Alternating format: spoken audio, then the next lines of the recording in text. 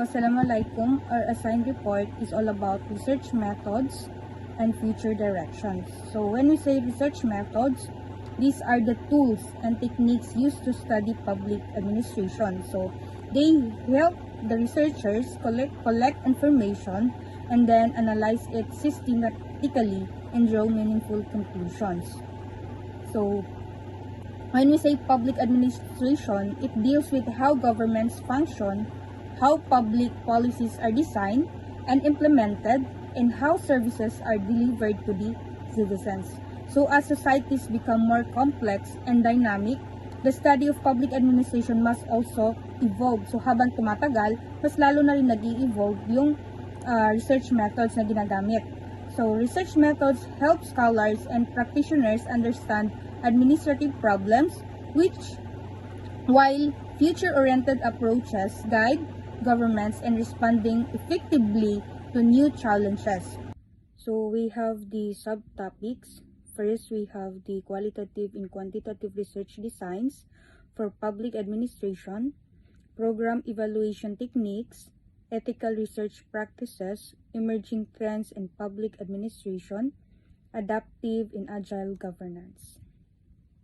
So when we say public administration as a discipline examines the functioning of government, public policies, and the management of public institutions with increasing complexity in governance due to globalization. So technological change and societal expectations, research methods and future-oriented approaches have become critical. This report discusses research methods and emerging directions relevant to contemporary public administration. So when we say qualitative research methods, this qualitative research is concerned with understanding experiences, behaviors, and processes within the public institutions. So it focuses on the why, how of administrative actions rather than numerical measurement. So researchers often use case studies to examine a government program, department, or policy in detail. So interviews with public officials, employees, and citizens help in understanding opinions and administrative challenges. So official documents such as policy reports, laws, and circulars are also analyzed to gain insight into decision-making processes. So when we say qualitative methods, it is useful when administrative issues are complex and deeply rooted in social and political context. However, since they usually evolve small samples, the findings may not always be generalized to a larger population. For the qualitative design, we have the case study research. Ibig sabihin, yung mga ginagawa natin na case study research, under yun siya sa qualitative design, which provides in-depth analysis of public organization, administrative reforms, or policy implementation. Second naman is yung interviews and focus group discussion, used to collect perspective of administrations, policymakers, and citizens. So ito naman yung mga, for example, is nagkakandak sila ng mga interviews, o di kaya mga group discussion. So yan yung usually. Ang pangatlo naman is yung document and content analysis. So this involving the study of laws, policy documents, official reports, and archival material. Pag sinabi naman natin quantitative research methods, quantitative research relies on numbers naman ito. Unlike doon sa kabila na hindi siya nag-rely sa mga measurement. So this one, it relies on numbers, statistics, and measurement. So this aims to identify patterns and relationships within the public administration. So ito na yung mga surveys and questionnaires na commonly ginagamit to measure citizen satisfaction. So, yung mga employee performance or yung policy outcomes.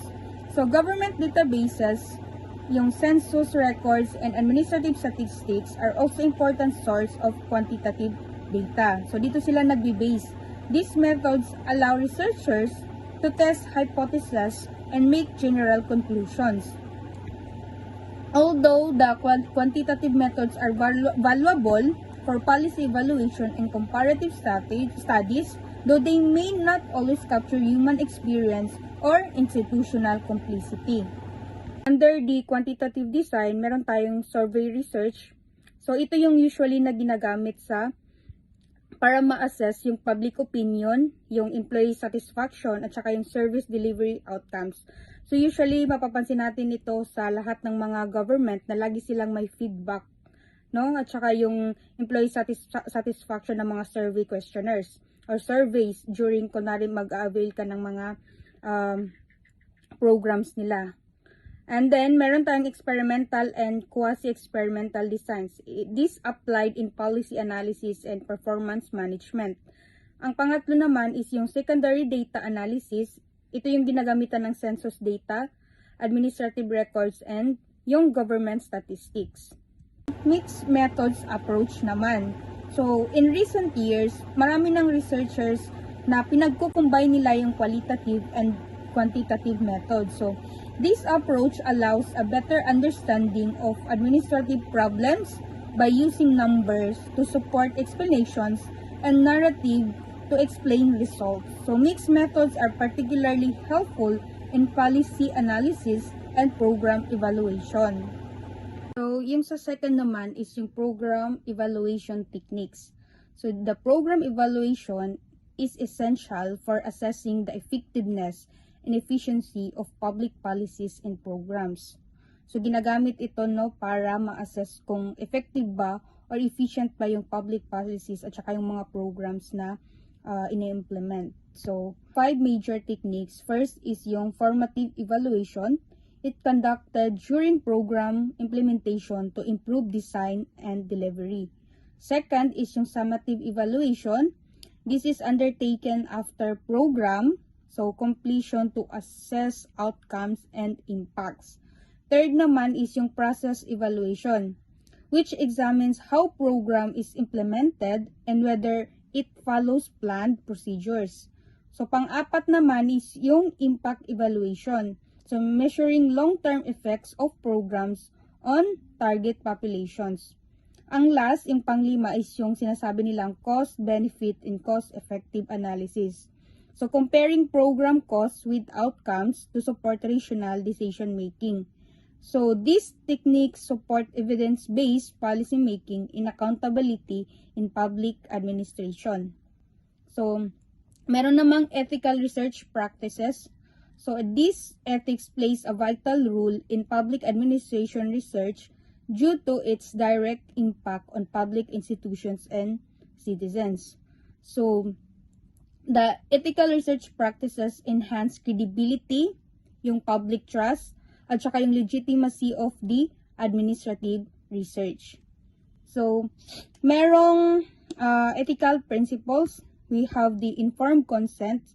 So, this ensuring that participants are fully aware of the research and yung purpose at saka yung methods na ginagawa. Next naman is yung confidentiality in anonymity. So, protecting sensitive information of individuals and organizations. So, kapag nagkakandak ng mga ganito is yung confidentiality in anonymity para maprotektahan yung informations ng individual. And then, next is yung objectivity and integrity. So, ito naman para ma-avoid yung bias at saka yung data manipulation at saka yung conflict of interest. Ang last is yung responsible use of data. Especially in digital and big data research naman ito siya ginagamit. So, Assalamualaikum and good afternoon po. Emerging trends in public administration. Public administration is undergoing significant transformation. Emerging trends, digital governance and government. Focusing on the use information technology to improve service delivery and transparency. Artificial intelligence and big data analytics, supporting decision-making, policy, forecasting, and performance management. Collaborative and network governance, emphasizing partnership among government, private sector, and civil society. Crisis and resilience governance, addressing challenges such as pandemic, climate change, and disaster. Public value and citizen-centric governance. Shifting focus from efficiency along to inclusive and sustainable outcome. Adaptive and agile governance. Adaptive and agile governance refer to the ability of public institutions in response quickly and effectively changing environment. Adaptive governance is increasingly important in managing uncertainty, complexity, and rapid change in contemporary public administration. Key feature: flexibility in policy design and implementation, allowing continuous learning and adjustment. Decentralized decision making, empowering frontline administrator and local government. Innovation and experimentation, encouraging pilot project and iterative reform. Use of real-time data and feedback, supporting evidence based on responsive governance.